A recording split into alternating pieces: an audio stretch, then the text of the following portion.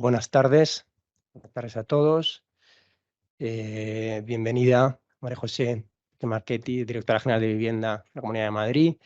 Bienvenidos también los asistentes, miembros de la Junta de Gobierno, vocal del Consejo General del Poder Judicial, Vicente Aguilarte, a todos los que nos seguís en este acto en streaming de la presentación del libro Ley por el Derecho a la Vivienda de Cristina Argelich, en la que la autora, puntualmente podríamos decir, porque hoy se aprobará, está previsto que se apruebe en el Senado la ley, pues ha ido, pues examina críticamente el contenido de la ley hasta el momento en que envió a publicación el libro, que es enero de este año, 2023. Examina críticamente desde la perspectiva tanto de derecho público, derecho privado, proponiendo también alternativas del eje Ferenda a la regulación y también con referencia a derecho comparado, tanto derecho europeo como derecho americano, y que ya, como nos contará luego la autora, pues ya tiene preparada una segunda edición con todas las modificaciones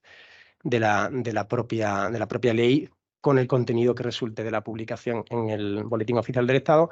Trabajo que, dicho sea por otro lado, es a veces el más ingrato, porque una vez ya que tenemos terminado una obra, tener que revisarlo, pero es lo útil y yo creo que será muy acertada también esa segunda edición.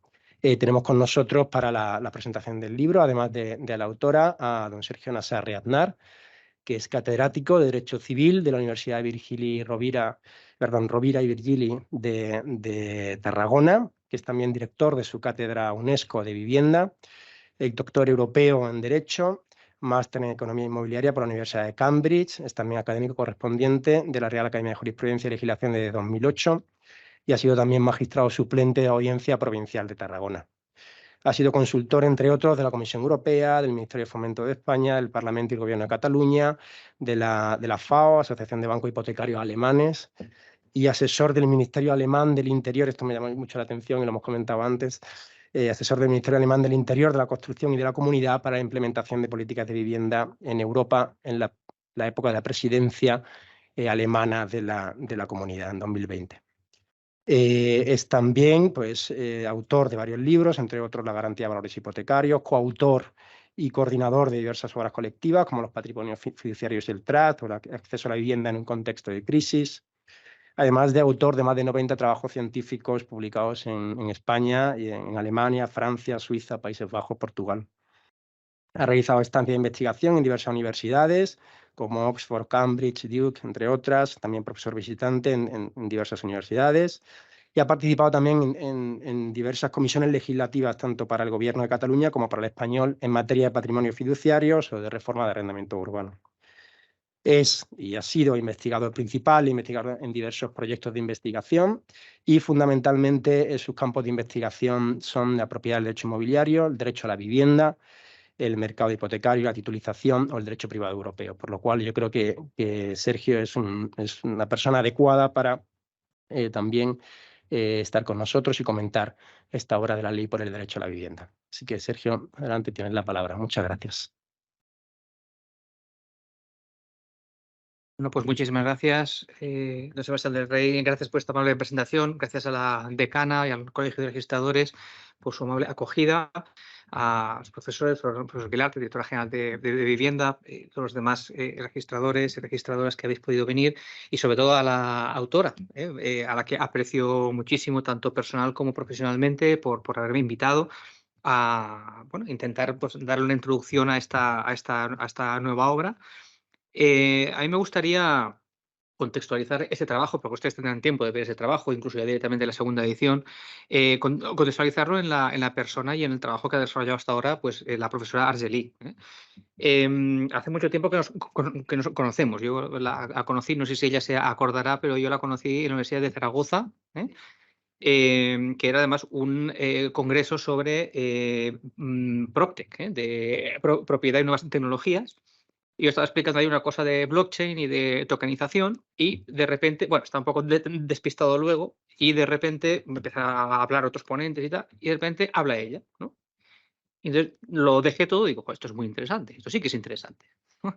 Y le puse en la oreja y digo, ya está, esta persona a mí me gusta mucho lo que dice, tal y como lo planteas. Creo que te lo dije incluso en aquel momento. Y efectivamente, luego los trabajos que he podido leer de ella, pues son trabajos muy, muy frescos, muy diferentes. Salen mucho de, digamos, el derecho civil clásico, para entendernos. Yo creo que es una obligación, pues, de generaciones jóvenes de civilistas, ¿no?, de abrir fronteras del derecho civil, ¿no? Que nos quedemos, por eso, en la sustitución fideicomisaria, que es muy interesante. O, de, o la cuarta falcidia en derecho civil catalán, ¿no? Y dices, no, esto ya está bien, ¿no? Pero quizás hay que abrir fronteras. Es muy importante acercarnos a la realidad social, también desde el derecho civil. Creo que es una obligación, incluso moral, como investigadores públicos, que en lo que trabajemos, lo que hagamos, se acerque cada vez a resolver problemas reales de la gente desde un punto de vista académico, desde un punto de vista científico, ¿no? Y yo creo que ella lo hace muy bien, ¿eh? Ella se aproxima a temas muy frescos, muy diferentes. Todo lo que escribe se entiende muy bien. Eso yo creo que un profesor de Derecho Civil creo que es un valor importante, que se entiende muy bien. Y lo que quiere decir lo dice claramente y sin tapujos, ¿eh? Por tanto, quiero decir, a mí me gusta mucho lo que escribe, la invité a la cátedra, estuvo con nosotros también explicando, pues, parte de su tesis doctoral. No en vano ha ganado 3 premios, uno de esta casa, de la Revista Crítica de Derecho Inmobiliario, y al mismo tiempo, pues, se ha dedicado, pues, a cuestiones, pues, que quizás, pues, digamos, son parte de cosas que a mí me gustan, como por ejemplo, pues eso, el PropTech, el derecho inmobiliario, derecho de consumo, etcétera, etcétera, ¿no? Em, Tiene numerosísimas publicaciones para lo joven que es, creo que también es un valor importante, ¿no? Tiene 35, ¿no?, papers, ¿no?, de trabajos, o sea, artículos científicos y 20 capítulos de libro, más 2 libros. Entiendo que el segundo es este, más la segunda edición que va a venir ahora. Y bueno, dicho esto, yo creo que les he planteado bien, bueno, actualmente es profesora actualmente en la Universidad Autónoma de Madrid, ¿no? Eso hay que decirlo, hasta en Lleida, ha estado en Cádiz, ¿no? Pero es una persona, pues, muy inquieta, y sobre todo lo que puedo destacar de ella es que es muy vocacional, ¿eh? Yo creo que hacer esos viajes desde Lérida hasta Cádiz, hasta Madrid, si no te lo crees, y en el mundo universitario y la carrera académica tal y como está, pues yo creo que es una persona que se lo cree y lo hace muy bien, además. O sea, felicidades de antemano. Bueno, el libro, pues yo hace tiempo que tuve la oportunidad de leerlo deprisa, pero lo leí, porque corría prisa por el prólogo, ¿no? Tuve el honor de prologarlo también. Y el libro está muy bien. El libro está con, ¿para qué decirlo? Es decir, es un libro muy contenido en tamaño. Lo ven ustedes aquí, no estamos hablando de la gran enciclopedia, pero yo creo que es una de las grandes virtudes del libro, una ley tan compleja, tan discutida como la que tenemos ahora, que pueda caber, ¿no?, esos comentarios, ¿no?, incluso artículo por artículo, ¿no?, en este libro, en estas 300 páginas, no sé si llega. Es una virtud importante. Muchas veces lo que hay que hablar es esa concreción, ¿no?, y no irse por las ramas. Por lo tanto, lo hace muy bien y creo que lo consigue. La estructura me parece ideal, es decir, empezar por unas cifras, ¿no? Me gusta mucho también, como doctorandos, empezar las tesis doctorales diciendo, bueno, ¿de qué estamos hablando? ¿Cuál es el problema? ¿Qué intenta resolver? De la realidad. Pues ella empieza con los problemas de vivienda, con cifras, con datos, cuidado, estamos por aquí, estamos por allá. Y a partir de ahí empieza, pues, con el estudio del informe del Consejo General del Poder Judicial, que yo creo que es imprescindible para comprender qué está pasando con esta ley. Em, y que ha sido una herramienta muy útil para todos nosotros. Tengo que felicitar al profesor Aguilarte y a todos sus compañeros en el Consejo General del Poder Judicial, pues, por ese informe, que yo creo que tenían que haber hecho mucho más caso del que hicieron realmente. Em, Se ha estudiado y ha visionado todas las ponencias del Congreso de Diputados, es decir, ha hecho todos los, digamos, los trabajos, entre comillas, prelegislativos, los ha trabajado con mucha profundidad y con la paciencia que corresponde a todo investigador. Y a partir de ahí ha entrado artículo por artículo y con una visión, como decía muy bien don Sebastián, pues una visión crítica, ¿no? Es decir, no es aquello descriptiva, bueno, voy a copiar el artículo y si acaso ya, pues el que venga siguiente ya añadirá otro párrafo más, sino que realmente se la juega, ¿no? Eso no es común. Y yo creo que eso está bien porque ella lleva mucho tiempo estudiando materia inmobiliaria. Yo creo que ella tiene cierta autoridad para decir lo que dice en ciertos casos. Y además lo hace con red de seguridad, no se lo inventa, sino que viene de trabajos por el Consejo Poder Judicial, trabajos previos doctrinales, etcétera, que fueron apareciendo a lo largo del anteproyecto de ley. Y a partir de ahí dice, bueno, yo ya podéis haber dicho, bueno, yo ya acabo aquí, yo ya he hecho todo el recorrido. Pues no, tiene una tercera parte del libro en la cual ella es propositiva. En lugar de decir, bueno, yo esto no me gusta mucho, pero es lo que hay, ¿no? Dice, no, vamos a intentar aportar novedades, ¿no? Cosas distintas que sí que pudieran funcionar según su punto de vista. Como por ejemplo, pues se remite al informe España 2050, se refiere a la gestión de viviendas vacías, se refiere incluso a un ejercicio de smart contract, ¿no? Es decir, realmente ahí pone todo su conocimiento también de PropTech al servicio de la vivienda, ¿no?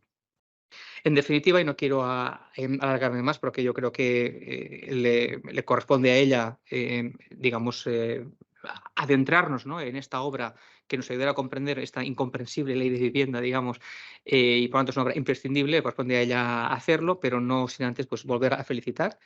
Y la verdad que mucho éxito y ojalá, digamos, ilumine a quien tendría que iluminar. Muchas gracias.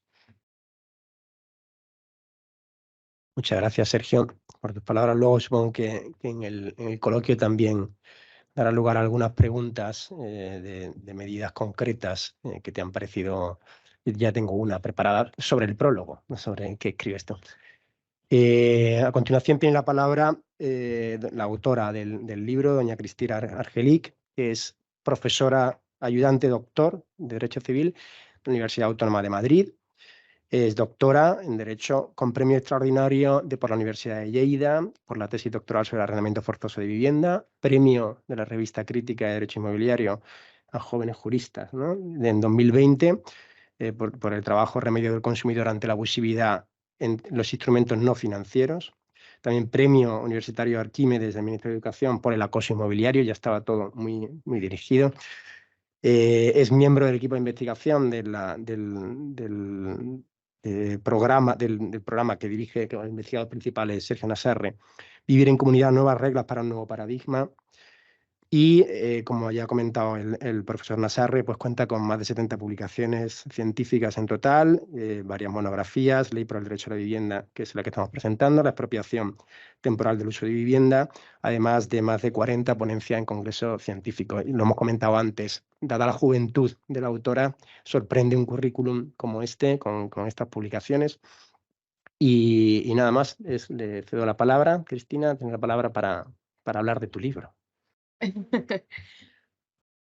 Bueno, buenas tardes a todos. En primer lugar, me gustaría agradecer al Colegio de Registradores la excelente organización de esta presentación del libro, así como que se hayan prestado a ello, a su iniciativa.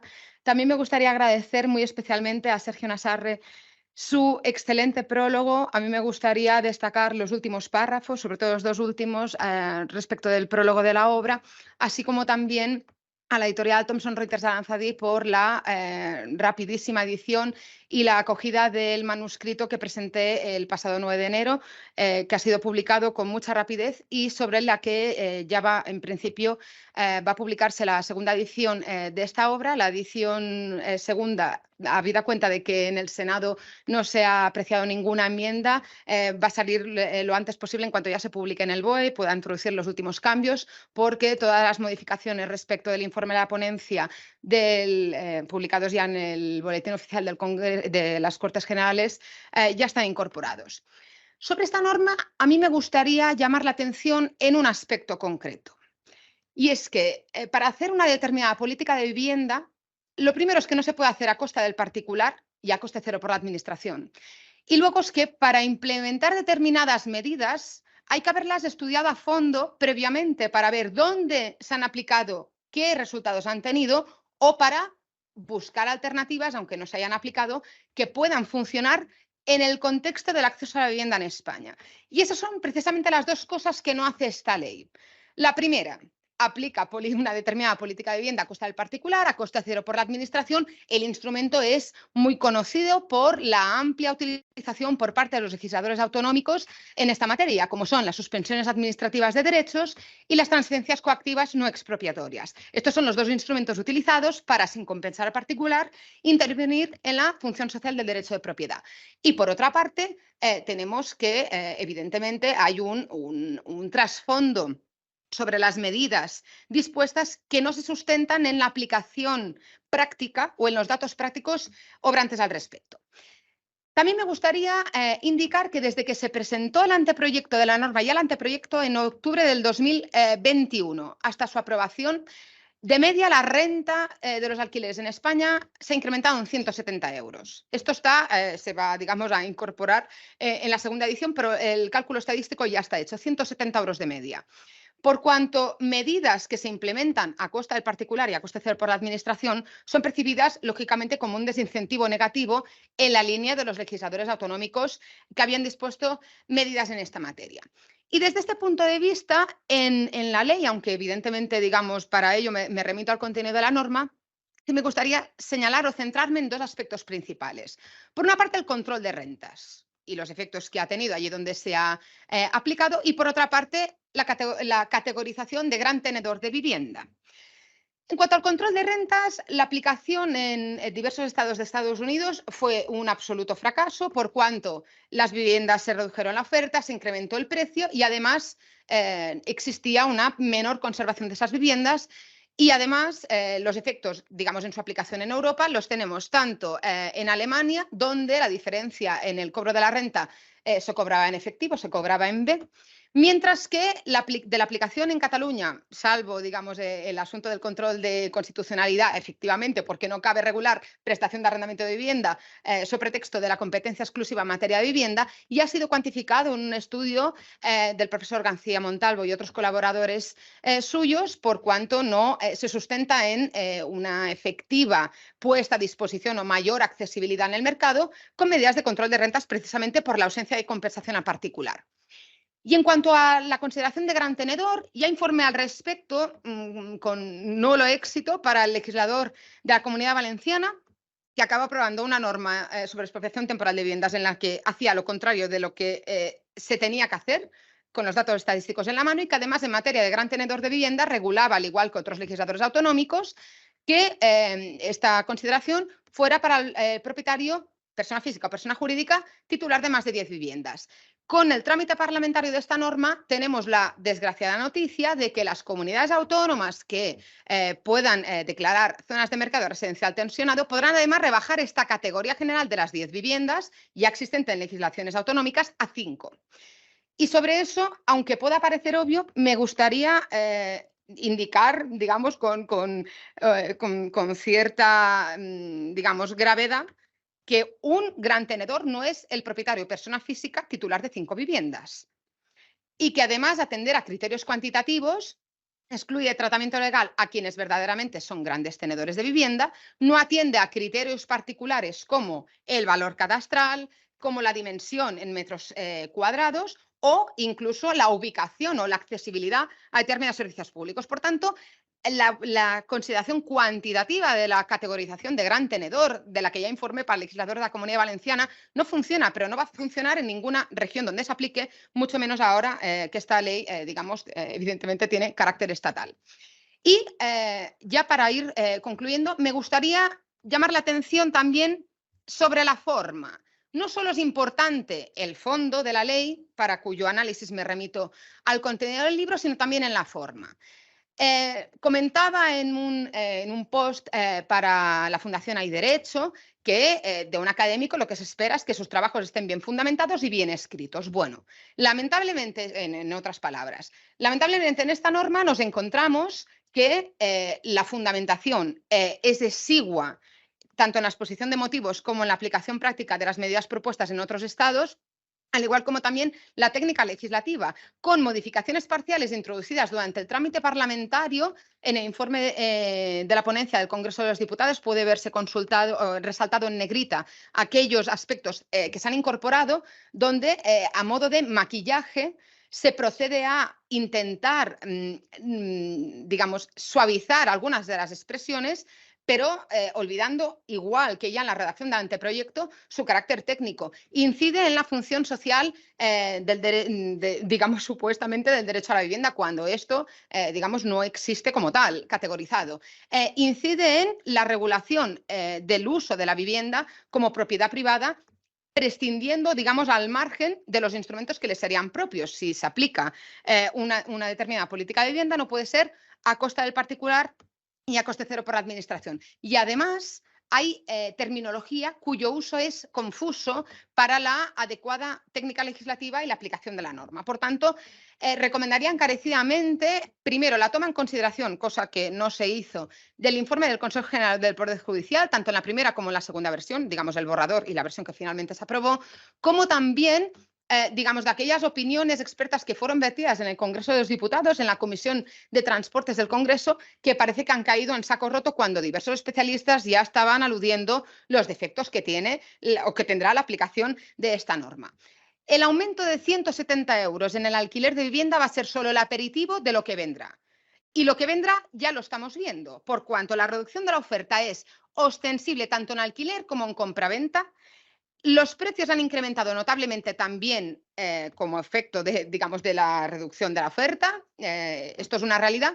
Pero si además el control de renta se prevé con carácter lineal para cualquier tipo de propietario y la consideración de gran tenedor a estos efectos se puede rebajar a el propietario de 5 viviendas, ello ya va a dañar todavía más el ya muy maltrecho mercado de acceso a la vivienda en España.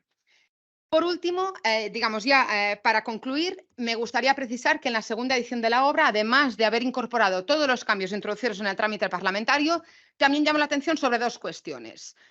Porque parece que no sé, que no se entiende, a ver si así se entiende mejor. Por una parte, la regulación, sobre texto de la competencia en materia de vivienda de algunas comunidades autónomas, de materia propia del legislador estatal sujeta a reserva de ley estatal, como la vivienda colaborativa, ahora llamada así, que no deja de ser la cooperativa de vivienda, en la Comunidad Valenciana. Y lo mismo respecto de algunas imprecisiones sustanciales en una ley de prevención, digamos, de las conductas digamos, disruptivas de la convivencia vecinal en la ocupación ilegal de viviendas en Cataluña. Esos 2 ámbitos también van a ser objeto del tratamiento.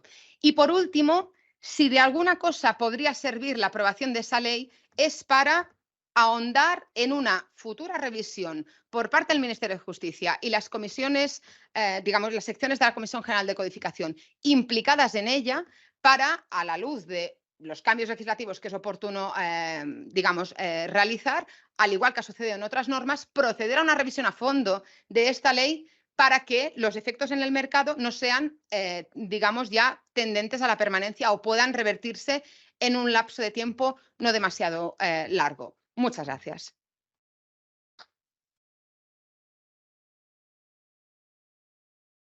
Muchas gracias, Cristina. Creo que has abierto el apetito por leer esta edición y la siguiente también para ver los cambios, pero sí que se infiere pues esa crítica, bueno, que es la labor, digamos, de un científico del derecho y el proponer las medidas correspondientes, ¿no?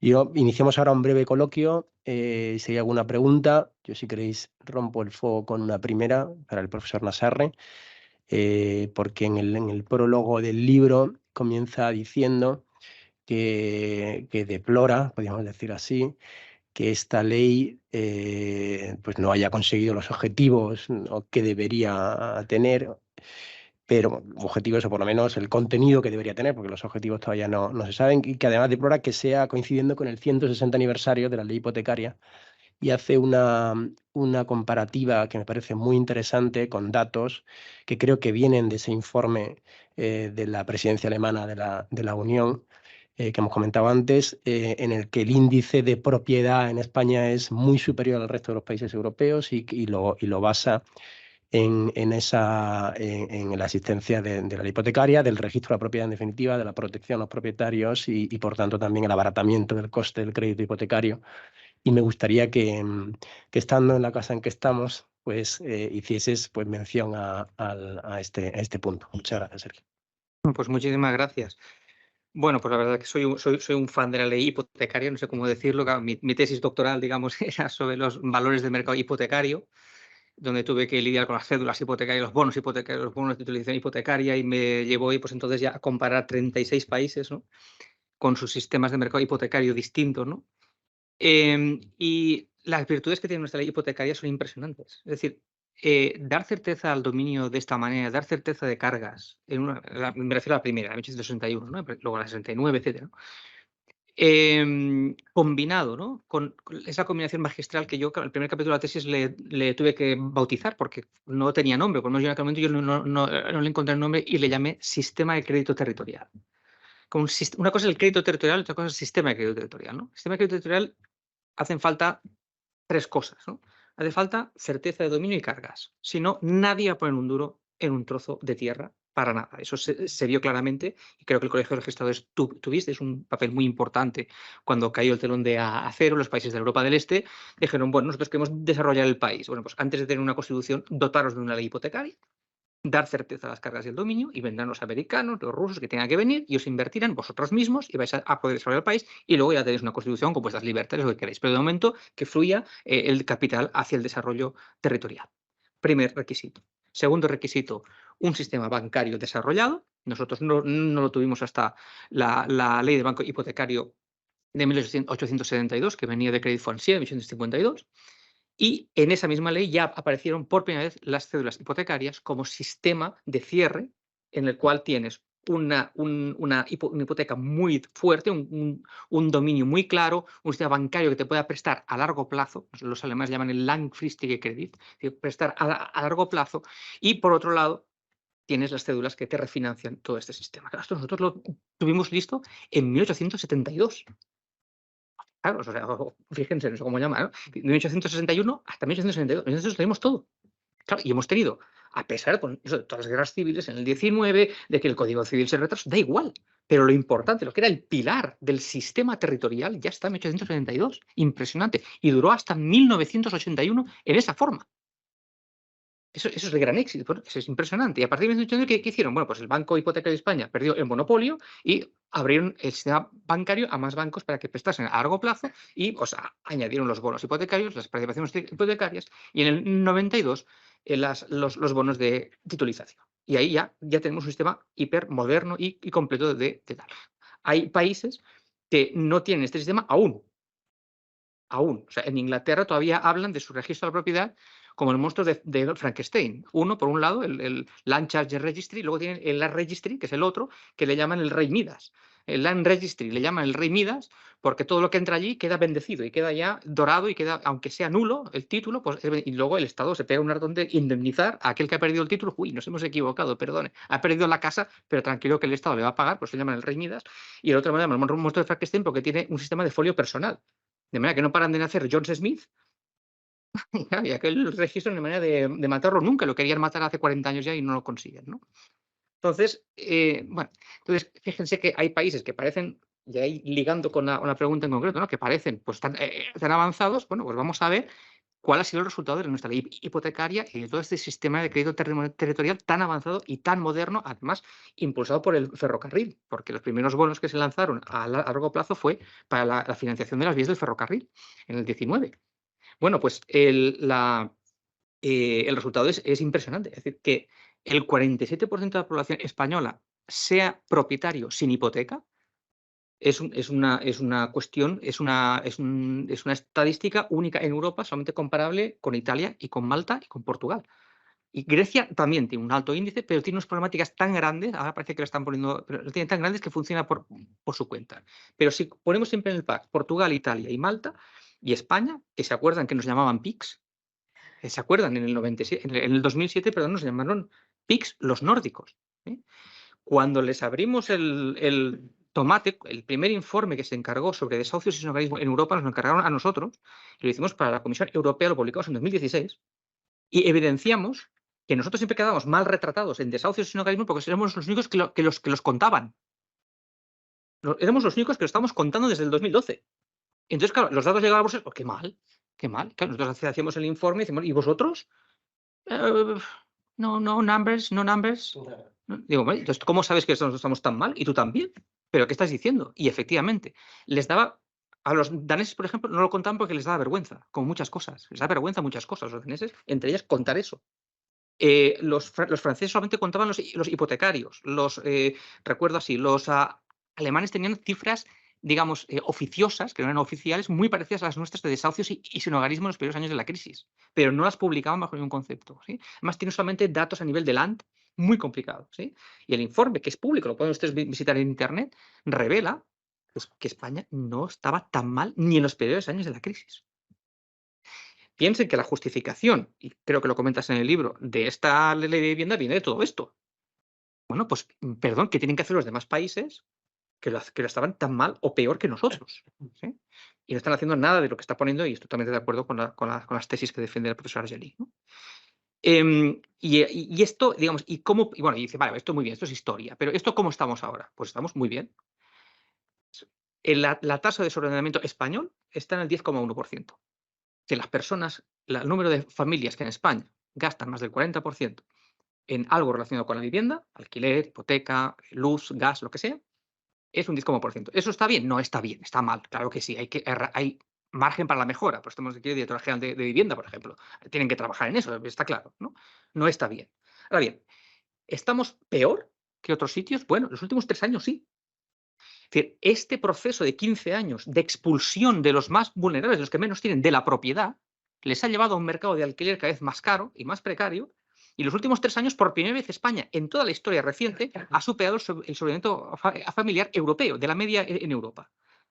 Por primera vez en estos últimos 3 años. Siempre estábamos por debajo, pero lo hemos superado a causa de llevar a tanta gente al alquiler. Esto ha sido así. Y dice, bueno, pero bueno, los países nórdicos que tanto están de alquiler les va mucho mejor. No es así. Países como Dinamarca nos duplican en sobreendeudamiento familiar. Nos damos en el 10 y están en el 21%. Y todos, sin excepción, los Países Bajos, Bélgica, Alemania, Finlandia, Noruega, Suecia, todos están por encima de sobreendeudamiento familiar que España. Eso en el ámbito urbano, que es el que nos interesa, es decir, en las ciudades donde la gente tiene que vivir por temas laborales, etc., ¿no? ¿Dónde está, desde mi punto de vista, el éxito mejorable, eso ya ha quedado claro, de nuestro país en la propiedad privada y en la distribución de la propiedad privada? Les pongo un ejemplo. Cuando gente a que escuchen ustedes en las conferencias, ¿no? Es que el problema son los fondos inmobiliarios. Los fondos inmobiliarios los habéis creado vosotros. En 15 años de políticas de alquiler. Que no dejes comprar desde la 1-2013, la 5-2019, los créditos cada vez sean mayores para las familias. Eso no quiere decir que el mercado se pare. Alguien compra. Claro que compra. Ustedes lo ven en sus estadísticas en el registro. Claro que compra. 2017, 18, 19 fueron años relativamente buenos y alguien compró. ¿Quién compró? ¿Los más vulnerables? No, estos todavía están pasando el test de solvencia, el test de usted y la altura y la medida y escuche, ya está ahí, ¿puedo? No, usted no, vamos, como usted no puede entrar en esto, hombre, esto es para ricos. Usted no puede, usted es pobre, no entra. La propiedad es para ricos. Esto quedó claro en la 1-2013, que es la firma manuscrita, que si lo entiende, no sé qué, y la 5-2019 aún quedó más claro, ¿no? Cuando España nunca había sido así. España construyó 6,8 millones de viviendas públicas entre el año 50 y en 2011. Y en 2011 se acabó. Se acabó. Y los fondos de inversión, en parte, lo veis vosotros también en los registros también, son los que han ido comprando también, aparte de personas que van mejorando, las familias van mejorando. Pero aparte de estos, los fondos han duplicado la cantidad de viviendas gestionadas en los últimos 5 o 6 años. Han duplicado, han pasado de tener una cuota insignificante, el 2%, 2,5%, en un 5%, que sigue siendo baja, pero es el doble de hace 4 o 5 años. Por lo tanto, si tú no has permitido a la gente con menos recursos comprar, alguien ha comprado y ha sido la acumulación. ¿Y qué han hecho estos? Pues hacer inquilinos a los que antes eran propietarios, a los que no han podido comprar, y los han convertido en inquilinos. ¿Y eso qué implica? Que sube la tasa de sobreendeudamiento familiar. ¿Por qué? Porque tienes un casero. ¿Y cuándo lo pierdes? Nunca. Tendrás un casero siempre. Es muy difícil que puedas ahorrar el famoso 20%, ni siquiera con el aval tramposo este del gobierno, ¿vale? No lo vas a ahorrar. ¿Sí? Vas a entrar en una trampa. Vas a estar con 70 años y seguirás teniendo un casero. Sea privado, la señora Pepita, el fondo X o la alcaldesa A, da igual. Cualquiera de los tres son imaginarios, ¿sí? Y tendrás siempre ese casero al que le deberás el dinero siempre, tenga 70, 80 o 95 años, ¿sí? Con el riesgo, naturalmente, de que si pensiones arriba, pensiones abajo, si la crisis de 2007 nos llega a coger una sociedad de inquilinos, esto ha sido un drama. Los pocos inquilinos que teníamos eran de la ley de 64. Protegidos, tal, etc. Los pocos que había. Gente desahuciada mayor, gente mayor muy poquita. Entonces, bueno, yo creo que hay que repensar si realmente el camino, como comentaba mi profesora Argeli, que explica en su libro bien, este camino que nos lleva pues hacia únicamente la potenciación del alquiler, que si alternativas de cohousings que no son dominicales, es decir, que pierdes esa facultad de transmisión intervivos, mortis causa, esa precarización del título. Bueno, la precarización total, ya se la digo, es el decreto ley 50/2020 catalán, el cual permite en plena pandemia hacer viviendas de 24 metros cuadrados, más 6 comunes, y le llaman co-living. Digo, pero perdón, ¿esto es un corral? ¿Pero qué está haciendo? No sé que no lo grabéis, pero que es así, ¿no? Es decir, una cosa, bueno, ya está, internet. Es igual, ¿vale? Es así, no pueden ustedes poner a familias en 24 metros cuadrados, pero ¿qué están haciendo en plena pandemia? Se le llama la boca a todo el mundo y más terrazas y más, ¿qué dice? ¿Qué está haciendo? ¿Qué está haciendo? Es increíble, total, para embutir cada vez más gente en el centro de Barcelona. Es impresionante. Entonces, este camino hacia donde nos llevan y donde parece que apunta la ley, y el libro ahonda ahí en el tema y advierte, y por favor hacer caso, y bueno, algunos lo intentaron en el Consejo General del Poder Judicial, otros lo intentamos en el Congreso de Diputados, pero ni caso. Entonces, pues no entendemos por qué pues, medidas que no han funcionado en ningún sitio y cada vez precarizan más y van a colocar a las familias en peor situación, pues siguen estando en una ley. Y además se ha aprobado hoy en el Senado, ¿no? Sin enmiendas, ¿verdad? Sin ninguna. Y por lo tanto, pues ya está. Y no sé qué decir más, pero me parece una cosa terrible. A partir de ahí. Bueno, yo creo que ha estado más que respondida la pregunta. Muchas gracias. Además, muy interesante. Y al final vamos siempre a los datos. Yo creo que hay que partir de datos objetivos para tomar todas las medidas y mucho más las medidas legislativas, ¿no? No sé si hay alguna pregunta entre el público. La decana María Emilia. Adelante. Sí.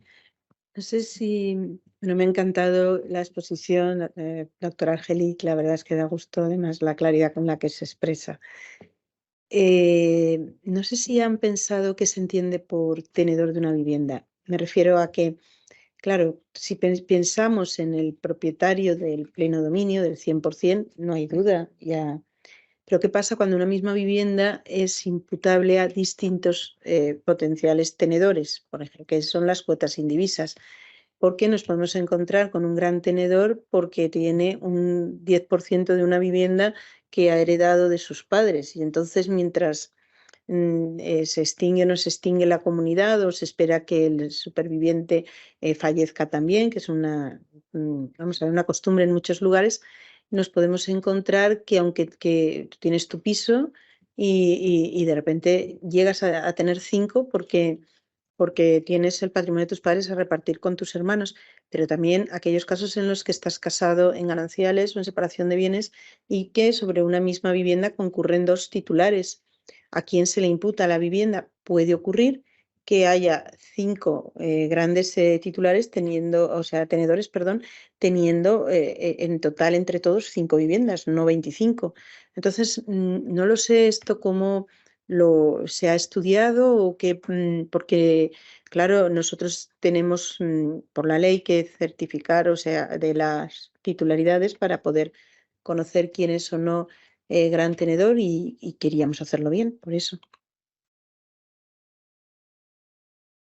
Muchas gracias por la pregunta, decana. Lo cierto es que la norma parte del paradigma de la plena propiedad. Ni habla o no regula ningún ámbito para la consideración de gran tenedor, ni los titulares de derechos reales limitados, ni tampoco aquellos casos de copropiedad.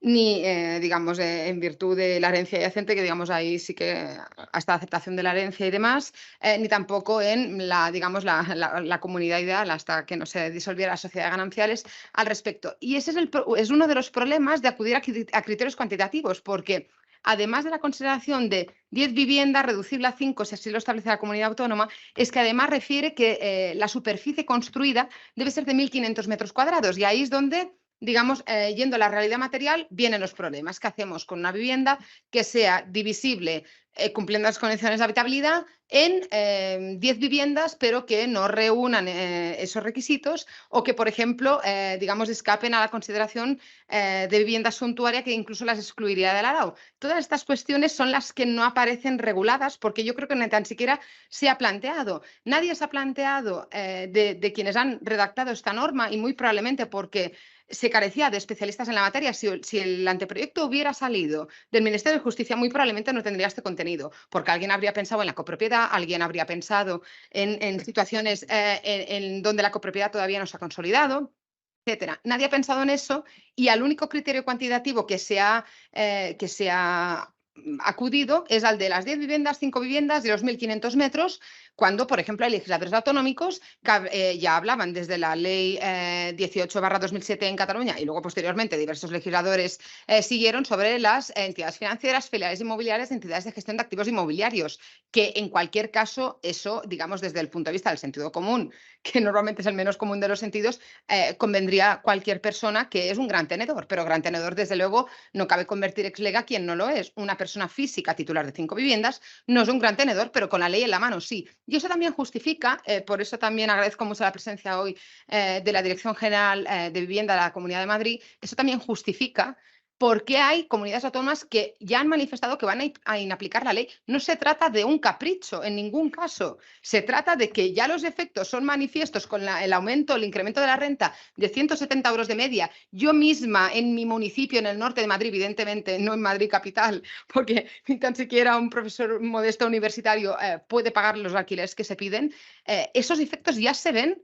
Y parece que da igual o parece que es un mito tan siquiera. Y luego, además, sobre este asunto, me gustaría también indicar que, además de que no cabe, digamos, convertir ex lege en gran tenedor a quien no lo es, que sobre todo los efectos de la ley, cuanto más tarde en modificarse, no pasa nada por asumir que la ley está mal, que hay que tramitar un anteproyecto de ley por el derecho a la vivienda de modificación de la ley y ya está, y tramitarlo e intentar depurar los múltiples defectos que presenta. Pero la inaplicación de esta ley por parte de algunas comunidades autónomas en absoluto es un capricho, sino que lo que previene, lo que intenta es prevenir los efectos nefastos que va a tener su aplicación.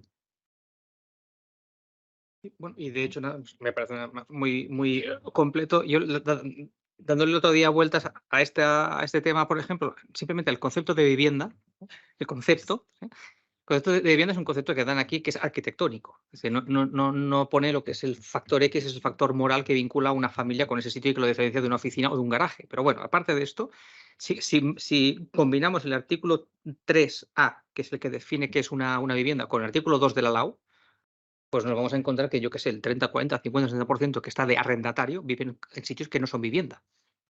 Porque los requisitos que marca el artículo 2 de la LAU son mucho más laxos que lo que pone aquí.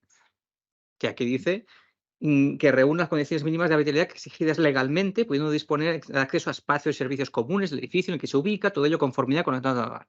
El ALAU no dice esto. El ALAU dice que, bueno, con tal de que viva una persona y no se muera ahí, eso es un arrendamiento válido del ALAU. O sea, si combina este artículo con aquel, pues la mitad o más, o vete a saber, teniendo en cuenta que Gesta no para de decir el sindicato de los funcionarios de Hacienda, que son el pepito grillo de allí, no paran de decir que alrededor entre un 36 y un 40% de los arrendamientos en España son en negro. Bueno, pues ya cada año dicen lo mismo, a nadie les hace caso, pero lo van diciendo. Y si combinamos esto con esto y lo otro, dice, bueno, así resultará que muchos arrendamientos, ¿sabemos cuántos? Muchos arrendamientos, pues no van a ser arrendamientos válidos porque no son de vivienda, según la ley nueva. El concepto es el problema de las titularidades, de los conceptos, es que es impresionante.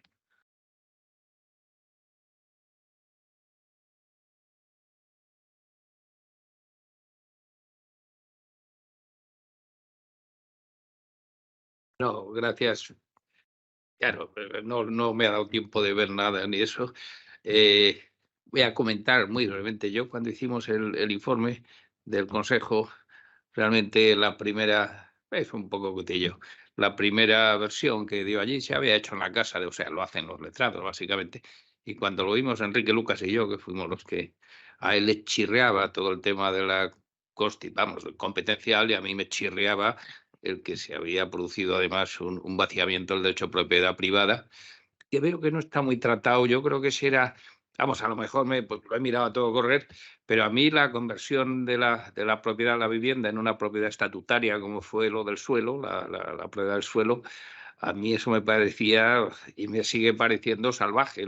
Hemos transitado al derecho administrativo en vez de al derecho civil a la hora de precisar cuál es el contenido del derecho de propiedad. Y yo eso sí que, bueno, pues realmente lo hicimos en un día, Enrique Lucas y yo, el informe sin ayuda de nada, bastante pocas bobadas ponía, pero se hizo muy apresurado.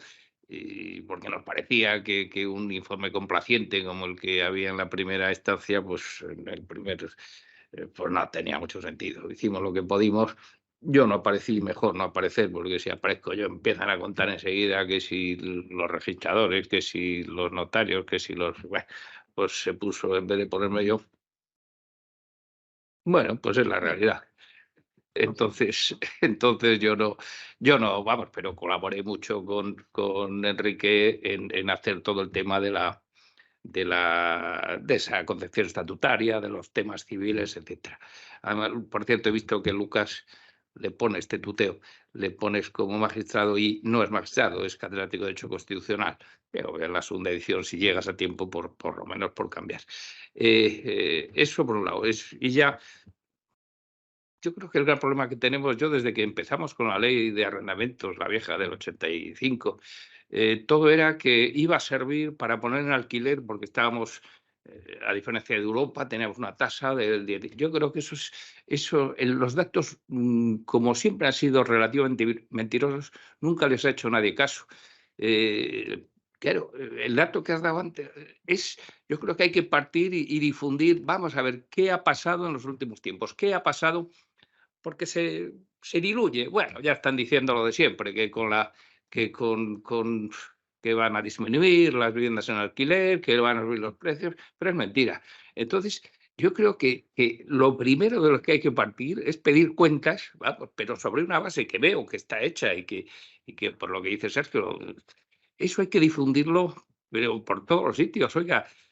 Y luego pedir cuentas, o sea, oiga, se ha aprobado la ley, entonces hoy ha subido lo que haya subido. Dentro de 3 meses se lo volvemos a decir. Dentro de 6 meses, porque parece que fatalmente conduce a eso. Entonces yo creo que una vez que estamos porque esto es veo muy jurídico, estamos en un tema donde hay un cierto populismo, donde evidentemente pues nos desprecian y os desprecian sobre todo, pero no, es la realidad, o sea, que se hace todo, vamos, hablamos de la ley, se hace todo en esos términos populistas, que yo creo que también se utiliza el término por ahí, pero nadie pide cuentas de nada luego. Entonces, insisto en que hay que poner en valor la estadística, pero todos los meses, o sea que los que tenéis voz y eco en sitios, este mes se ha subido, este mes se ha vuelto, y no como noticias periodísticas que son a ojo. Yo creo que eso es decisivo para que alguien tome conciencia de que realmente es un disparate lo que se ha hecho. Y luego, desde la perspectiva civil y doctrinal, yo agradecería porque perdimos los civilistas perdimos el derecho de propiedad del suelo, se convirtió en una propiedad estatutaria que no tenía ninguna facultad más que las que nos daban los reglamentos. Ha pasado lo mismo con la propiedad de la vivienda, con esta ley, y yo creo que eso, bueno, pues hay que también resistirse y poner y decirlo alto y claro. Y bueno, y a propósito de una cosa que has comentado, de que antes no estaban contados, es anecdótico, o sea que hace 2 o 3 años tuvimos un encuentro, el Consejo, con los franceses, con el Consejo francés, y decían que ellos estaban mucho mejor en violencia de género, que no tenían prácticamente muertes, pero las cuenta alguien, nadie. Entonces, en cuanto empezaron a contar, llevan 2 años aquí los franceses intentando copiar un poco el modelo. Pues claro, no hay como cerrar los ojos para que el problema no exista. Bueno, y muchas gracias por haber trabajado en esto y deseando ver la segunda edición. No me leo la primera, con la segunda. Esperaremos a la segunda. Bueno, muchas gracias, profesor Guilarte, por las observaciones. Y en este sentido, lo que sí me gustaría decir es que efectivamente la ley, digamos, modifica por la puerta de atrás la función social de la propiedad, en este caso la propiedad sobre la vivienda, y sobre eso sí me pronuncio en la parte del comentario del artículo 10.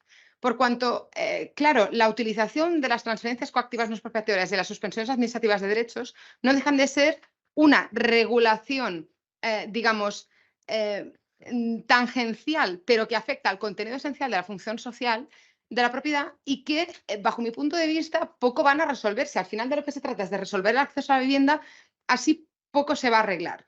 Y lamentablemente yo también habría echado en falta a estadísticas oficiales sobre las que se sustentase de alguna manera la oportunidad de las medidas previstas, pero es que directamente yo creo que han elaborado la norma sin esas estadísticas. Por tanto, tendremos que esperar a que haya economistas independientes que publiquen estudios econométricos, igual que ha sucedido con el control de rentas en Cataluña, que hay unos economistas que han estudiado el tema, pues que suceda lo mismo, pero lamentablemente el tiempo ya habrá pasado, la aplicación de la norma y los efectos serán ya constatables en el mercado, no solo como efectos ex ante, ante la eventual aprobación, digamos, o ya aprobación de esta ley, el incremento de los precios en alquiler sobre todo y la reducción de la oferta, que este es el efecto más inmediato. A largo plazo veremos cómo las viviendas se produce una desinversión porque no resulta rentable, la reducción de la oferta será todavía mayor y el incremento de los precios alcanzará no solo el alquiler, que es el mercado más sensible porque es más volátil, sino también a la propiedad. Y por tanto,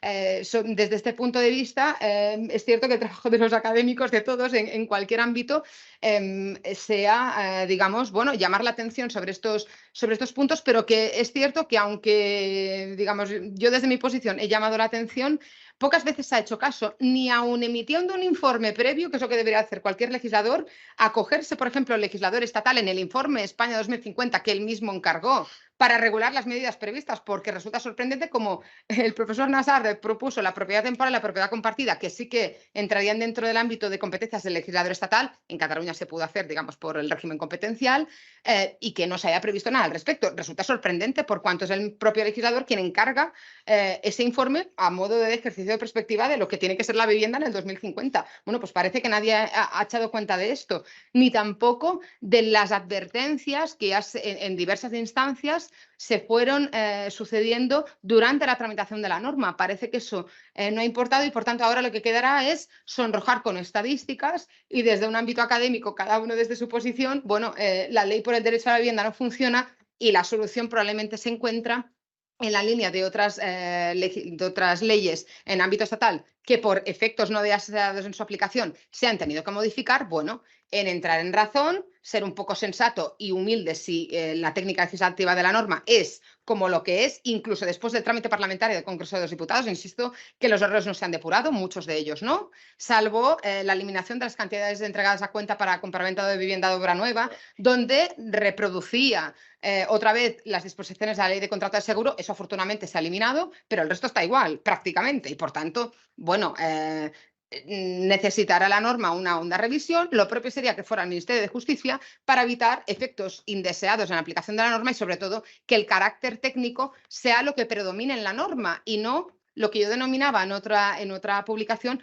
que para mí la ley por el derecho a la vivienda es ignorancia ideologizada en materia habitacional. Es que es eso, es cristalizar una ideología determinada sin sustentarla en estadísticas, sin sustentarla en datos o en aplicación positiva de determinadas medidas que prevé y ver qué pasa. Bueno, el ver qué pasa yo creo que ya en un maltrecho mercado de acceso a la vivienda es poco oportuno en este ámbito. Y, por ejemplo, perdón, ya acabo. Otro de los mitos que existen, que parece que es un mito, pero no contrastamos, Berlín, yo creo que lo sabéis, Berlín, París, donde se han hecho las reducciones, ha habido este efecto nocivo. Eso estará muy estudiado y estará documentado estadísticamente. Sí. Lo que pasa es que, claro, como se utiliza periodísticamente y bueno, eso es cosa de los periódicos, es mentira. Pero yo creo, o sea, que eso vosotros lo sabréis, está estadísticamente acreditado. Y sobre todo cobran en efectivo la diferencia. Bueno, bien, pero bueno, al margen, pero vamos, sí, volvemos al dinero. Existe varios sistemas de control de renta. En Alemania el Mietspiegel, el Mietpreisbremse y el que declaró inconstitucional, que es era el Mietendeckel, ¿no?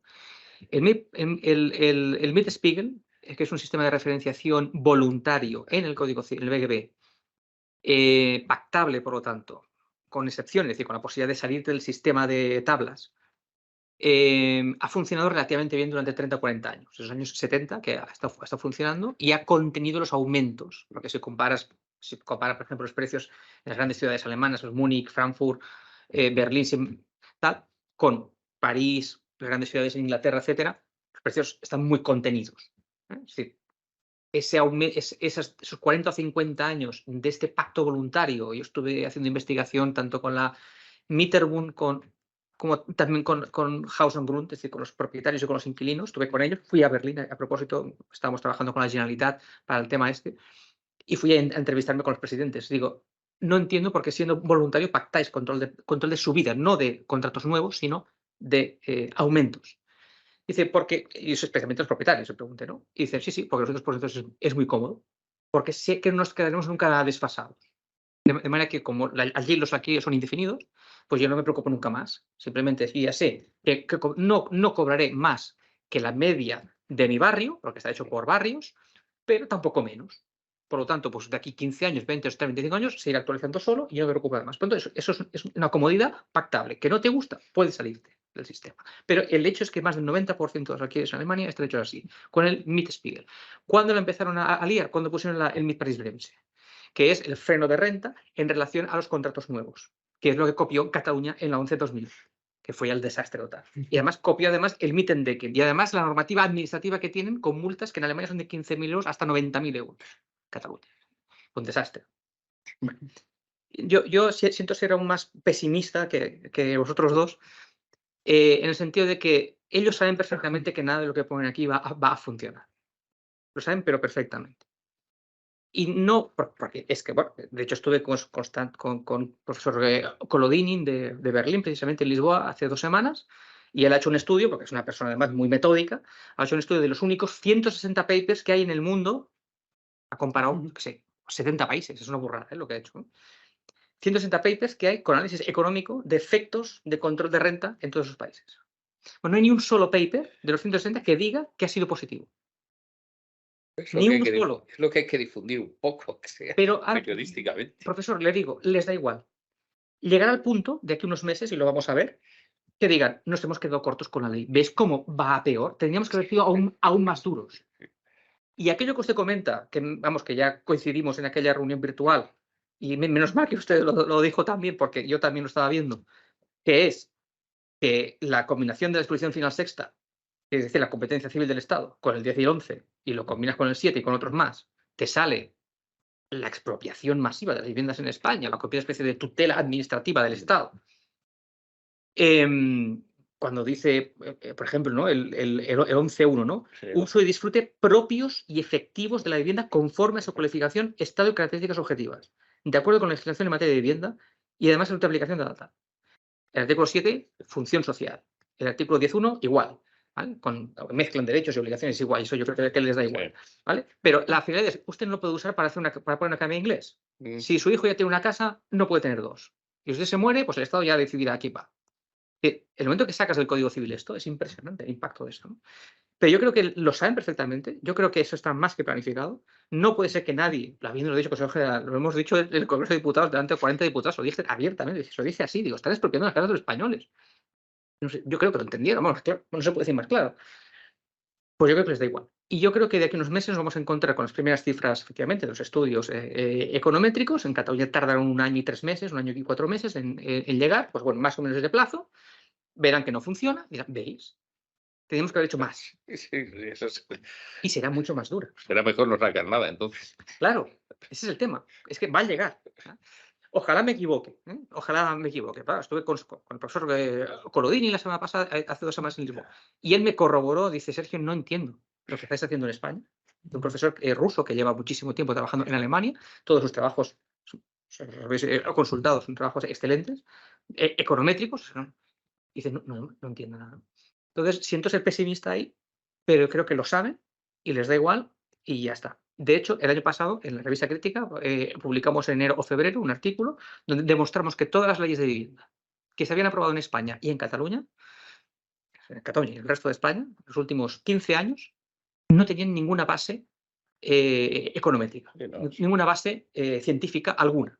No había ningún modelo estudiado, ningún número, no había nada de nada. Es decir, básicamente las leyes de vivienda, las reformas de la LAO, la 1-2013, la 5-2019, las catalanas, se las han inventado.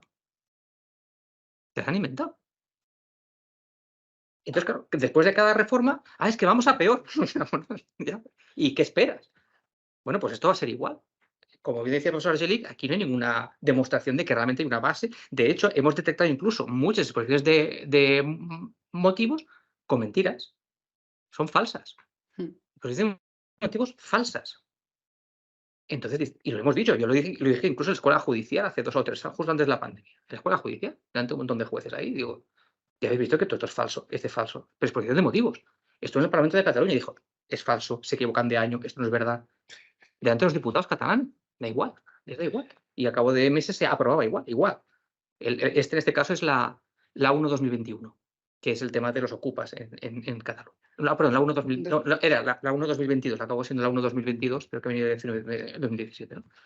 Una cosa. Entonces, yo sinceramente no creo que sea casualidad o que sea ignorancia supina. Yo creo que lo saben perfectamente y creo que lo hacen pues, bueno, con toda la intención. No sé cómo decirlo más claro. Sí, nada, ya dicho. Sí. Bueno, pues ya muchísimas gracias. Yo creo que ha sido un coloquio muy interesante, que han salido muchos temas y sean, bueno, temas incluso para la propia autora, para esa segunda edición. Creo que también ha quedado muy claro que es muy importante este trabajo científico, de darle base a la regulación y de no cansarse de seguir proponiendo, ¿no? Aunque el profesor Nassarre ha hecho hincapié en esa visión, ¿no? Pero quizá esto también sirve, o esto sin duda, estos estudios y estas manifestaciones sirven para que no se siga por esa vía, ¿no? Y que realmente pues se regule el derecho a la vivienda como lo que es, un derecho fundamental que tiene una gran incidencia en la vida de las personas y que existen los medios para medir los resultados de la normativa y que se ponga también un sentido común para que no sean los perjudicados los propios ciudadanos, ¿no? Creo que con este coloquio terminamos. Muchas gracias a los dos ponentes, al profesor Nassarre, por su claridad, Cristina, por tu claridad también, por presentar esta obra con nosotros. Y ya desde ya ofrecemos también la posibilidad de esa segunda edición, que ya esperamos, pues también que la puedas presentar aquí en esta sede. Muchas gracias. Estaremos muy, muy orgullosos. Así que muchas gracias también a los que nos siguen en streaming online y con esto pues cerramos.